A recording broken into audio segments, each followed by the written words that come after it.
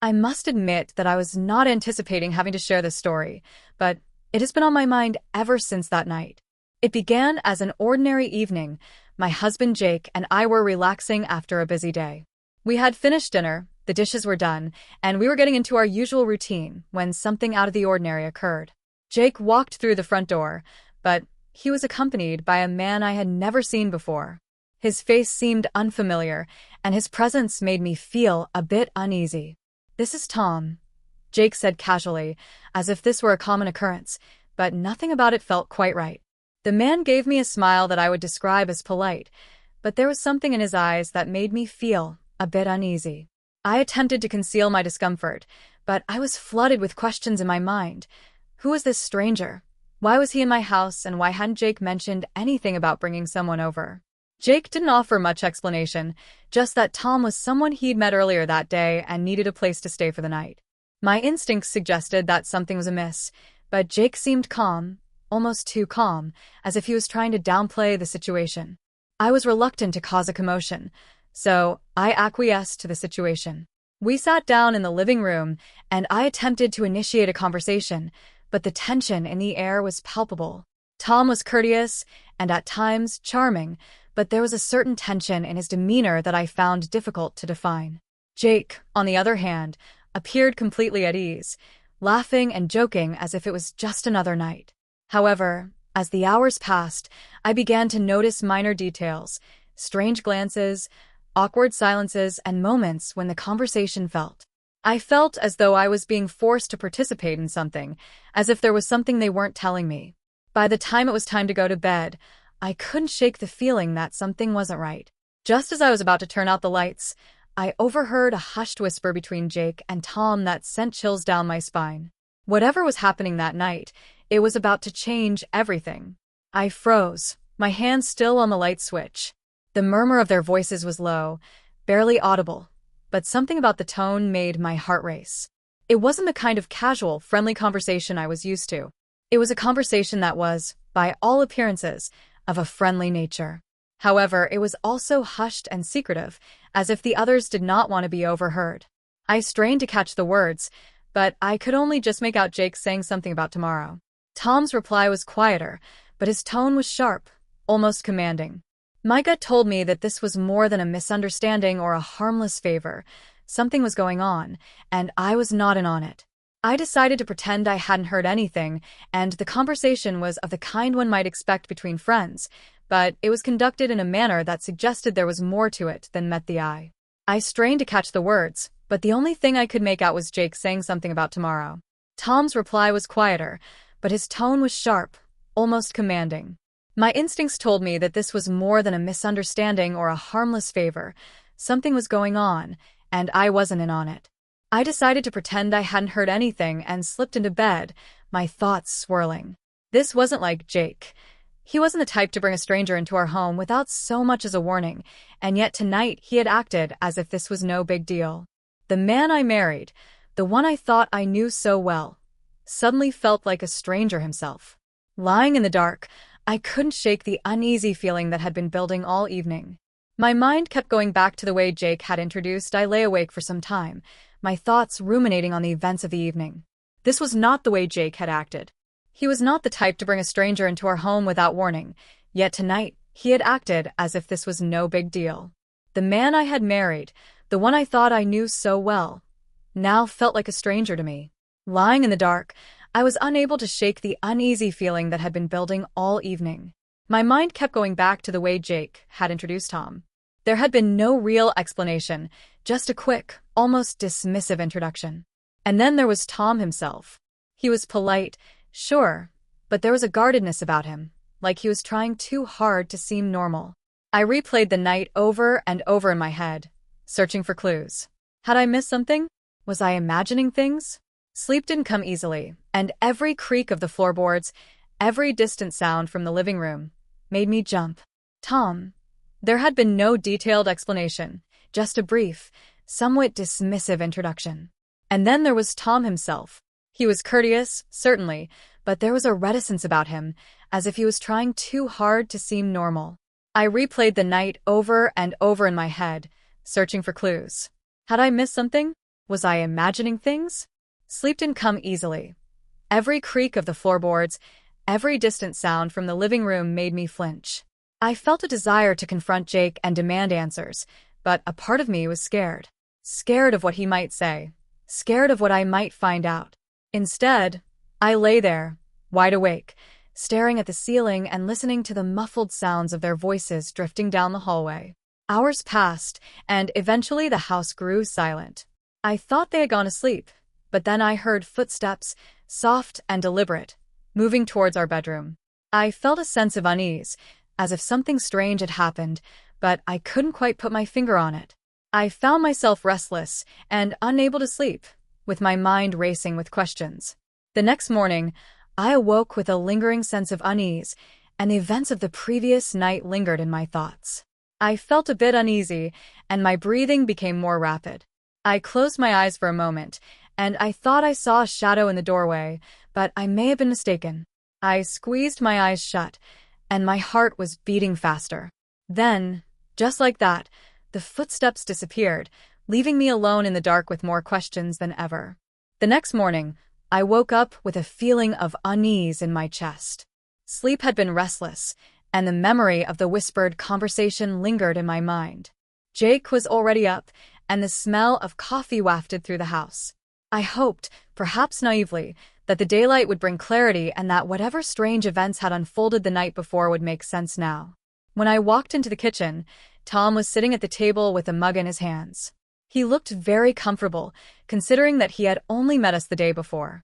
Jake was leaning against the counter, laughing at something Tom had just said, and for a moment, I felt like an outsider in my own home. I was not feeling jealous, just confused. I wonder who this man was and if he and Jake had known each other for a long time. In the morning, I said, trying to sound casual. Tom looked up and smiled, but his eyes lingered a second too long, as if he was sizing me up. Morning, he replied. Jake was leaning casually against the counter, laughing at something Tom had just said, and for a moment, I felt like an outsider in my own home. It wasn't jealousy. It was confusion.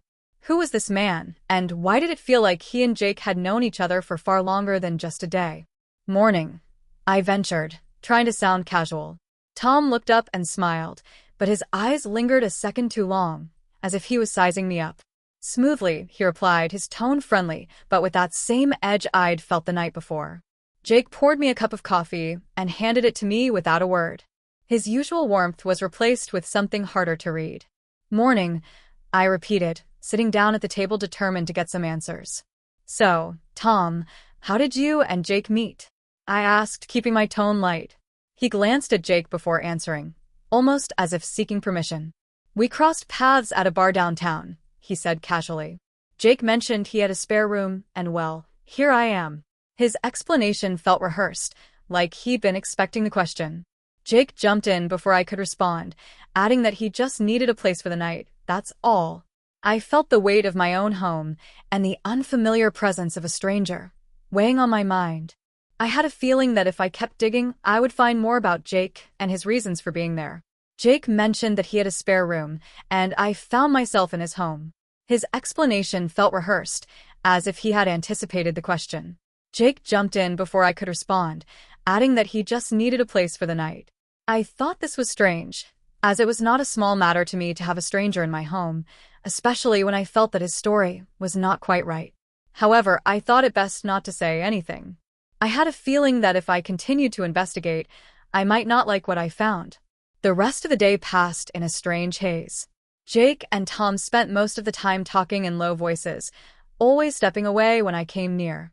By the time evening rolled around, the tension in the house was unbearable. Then, just as I thought things couldn't get stranger, I found something. It was a crumpled note tucked under the couch cushion with Jake's handwriting on it. It said only 2 words. Not tonight, I found myself in a state of perplexity for the remainder of the day. Jake and Tom conversed in hushed tones and always a safe distance apart. As evening approached, the atmosphere in the house became increasingly tense. Then, just as I thought things couldn't get any more peculiar, I discovered a crumpled note tucked under the couch cushion with Jake's handwriting. It read, "Not tonight. I." I stared at the note for what felt like an eternity, the words burning into my mind. Not tonight. What does it mean? Who is it for? And why has Jake felt the need to hide it? I asked myself. My stomach churned as I returned the note to its hiding place. My heart pounded in my ears.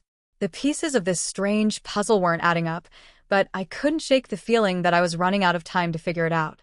Dinner that night was awkward, to say the least. Jake was unusually quiet, barely meeting my eyes, while Tom seemed completely at ease, even cracking jokes as if nothing out of the ordinary had happened. I pushed my food around my plate, my appetite long gone, and tried to act normal, though every instinct I had was screaming at me to run or demand answers. But what would I even say? That I didn't trust my own husband? That I felt like a stranger in my own home? After dinner, Jake and Tom disappeared. Jake and Tom went into the backyard. They spoke quietly and hurriedly, and I watched their shadows move in the fading light. I felt uneasy. I couldn't hear what they were saying, but their body language was tense. Jake gestured wildly, while Tom stood there with his arms crossed, his face unreadable. I had to know what was going on. I went out the side door and crept closer. Hiding behind the corner of the house, I could hear their voices, which were clear now, and what I heard made my blood run cold. I told you it's not happening tonight, Jake said, his voice low but firm. You don't get to decide that, Tom shot back, his tone sharp and menacing. We stick to the plan, or there will be consequences. Plan? What plan? I thought to myself, as I pressed myself against the wall, barely breathing. Jake hesitated, and for a moment I thought he might. If I may say so, it seemed as though they were hiding behind the corner of the house, and their voices were clearer now. I must admit that I felt quite alarmed. I remember telling you that it's not happening tonight, Jake said. His voice was low but firm. He was of the opinion that you don't get to decide. Tom retorted. His tone was sharp and menacing. I think we should stick to the plan or there will be consequences. I was thinking about the plan, or rather, the lack of a plan. Jake hesitated, and for a moment I thought he might argue. But then he sighed. Fine, tomorrow then, he said. But this has to be the end of it. I didn't dare move until they headed back inside. My hands were trembling as I tried to process what I had just heard. It seemed as though something was happening, something bigger than I'd imagined, and it was clear that tomorrow was going to change everything. Whatever the plan was, I was caught in the middle of it, and I had no idea how to stop it. That night, I couldn't sleep. Every word. I had overheard the plan, replayed it in my mind, and considered the consequences, and Jake's reluctant agreement to go along with whatever Tom was pressuring him to do. I felt like I was watching my life unravel from the outside, powerless to stop it. My mind raced with possibilities, each one darker than the last. Jake wasn't perfect, but he wasn't someone who got involved in shady dealings, or at least that's what I thought now. I wasn't so sure at around 2 a.m. If I may say so, I decided to rise and make my way to the hallway to get some water. As I did so, I became aware of a faint glow in the living room, and the sound of voices, not too loud, but audible, confirmed my suspicion that Jake and Tom were still awake. My curiosity got the better of me, and I tiptoed closer, peeking around the corner. Tom was sitting on the couch, leaning forward, while Jake paced back and forth in front of him on the coffee table. Between them was a folder, its contents partially visible. I decided to get some water, stepping into the hallway. I could hear a faint glow coming from the living room, and the sound of voices confirmed my suspicion that Jake and Tom were still awake. I tiptoed closer, my curiosity outweighing my fear, and peeked around the corner. Tom was sitting on the couch, leaning forward while Jake paced back and forth in front of him on the coffee table. Between them was a folder, its contents partially visible. Maps, photographs, and what looked like a list of names. My heart sank. Whatever they were planning, it was more serious than I'd imagined. You need to get your head in the game, Tom said sharply, his voice cutting through the quiet. We don't have room for mistakes, Jake. If you mess this up, it's not just you on the line. I know, muttered Jake, running a hand through his hair. He looked exhausted, like he hadn't slept in days. I'm not messing anything up, okay? I just don't know anything. I felt my chest tighten at his words, which were directed at me. I pulled back from the doorway, my pulse racing. Jake knew I was suspicious, and now he was trying to keep me in the dark. But why? What were they planning that could possibly put him or anyone else in danger?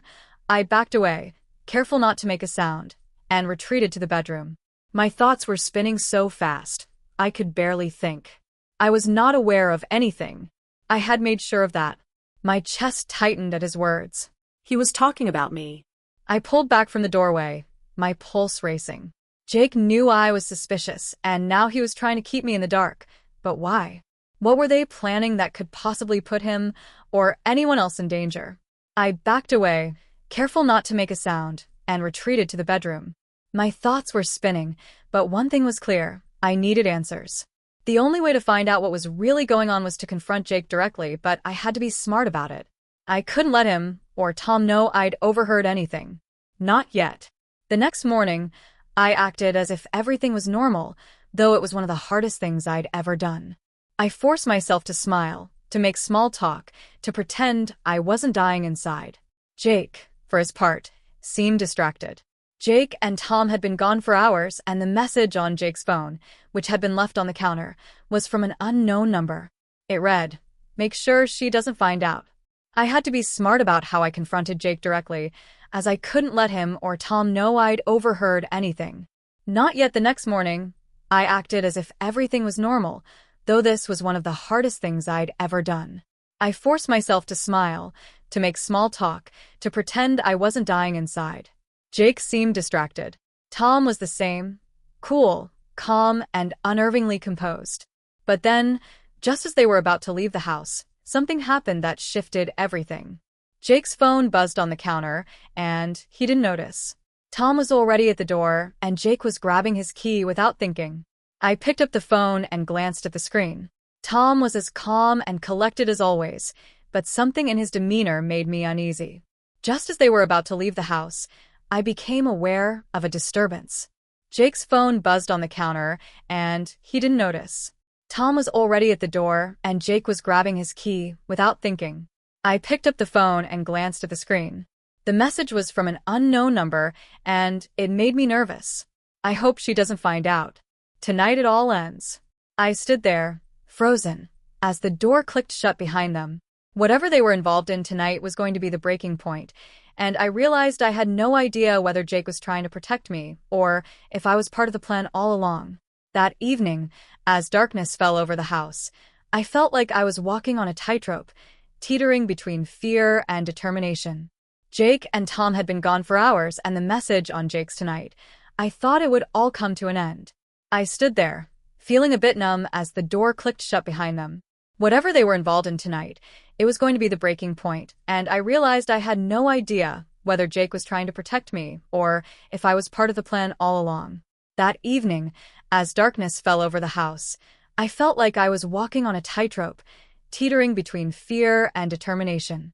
Jake and Tom had been gone for hours, and the message on Jake's phone played in my mind like a siren. Tonight it all ends. I didn't know what it was, but I wasn't going to sit back and let it happen without a fight. Determined to find answers, I started searching the house for anything that might give me a clue. My hands shook as I rummaged through drawers and cabinets, feeling like an intruder in my own home. At first, I found nothing, just the usual clutter of daily life, but then I found a shoebox tucked inside. I replayed the phone message in my mind, trying to make sense of it all. It was a strange feeling, as if something was about to happen, but I wasn't sure what. I felt determined to understand the situation better, so I started searching the house for any clues. My hands were shaking as I looked through drawers and cabinets, feeling like an intruder in my own home. At first, I didn't find anything out of the ordinary, just the usual daily clutter. But then, in the closet, I found something that made my blood run cold, a series of photographs. They were of me, every photo taken without my knowledge. Some were of me walking to my car, sitting at a cafe, even through the living room window of our house. Some of the pictures were recent, while others dated back months. My hands were trembling as I looked through them. I couldn't help but wonder who had taken these photos and why. At the bottom of the stack was a note in the same handwriting as in the closet. I discovered a series of photographs that caught my attention. They appeared to be of me, captured without my knowledge, walking to my car, sitting at a cafe, and even through the living room window of our house. Some of the pictures appeared recent, while others seemed to be from months earlier. My hands trembled as I examined them, my mind racing to understand their context. At the bottom of the stack was a note in the same handwriting as the one I'd found under the couch. It read, Ensure she doesn't interfere. Before I could fully process the situation, I heard the front door open. My heart leapt into my throat as Jake's voice echoed through the hallway, calling my name. I quickly returned the photos to the shoebox and slid it under the bed, trying to calm the rising panic in my chest. When I stepped into the living room, Jake was alone. He looked tired, his face pale and drawn. But there, I discovered a note under the couch that read, "Ensure she doesn't interfere." Before I could process the situation, I heard the front door open.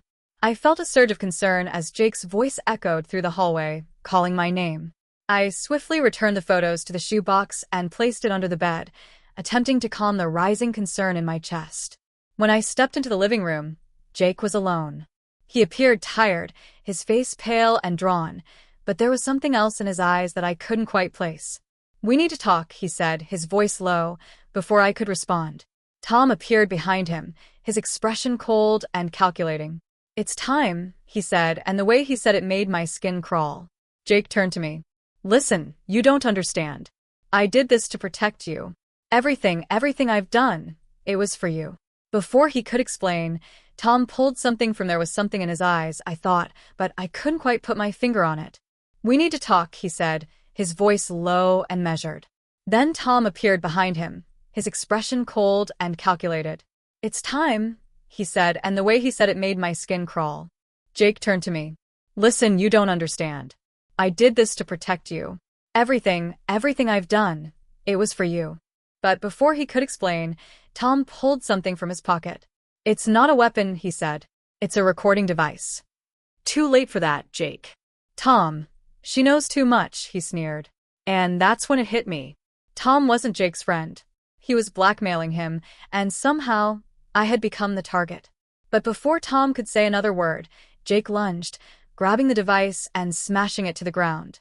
The sound startled all of us, but in the chaos, Jake grabbed my hand and said, "We have to go now. We have to get away." He pulled me towards the door. As the night progressed, I came to the realization that Jake had been attempting to provide me with assistance throughout.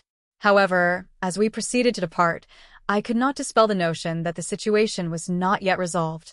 I had the impression that there was someone in a position to observe us. Jake and I continued to run until we were a considerable distance from the house. Our breathing was labored, and the cold night air was painful to my face. Nevertheless, the fear I felt was even more intense. Jake held my hand firmly, as if to prevent my loss of everything. We finally came to a halt. As the night progressed, I came to understand that Jake had been attempting to provide me with assistance throughout. However, as we continued to move, I could not shake the feeling that our ordeal was not yet over. I had the impression that someone, somewhere, was still observing us. Jake and I ran until we were a considerable distance from the house. Our breaths came in short, sharp gasps. The cold night air stung my face, but the fear coursing through me was even more intense.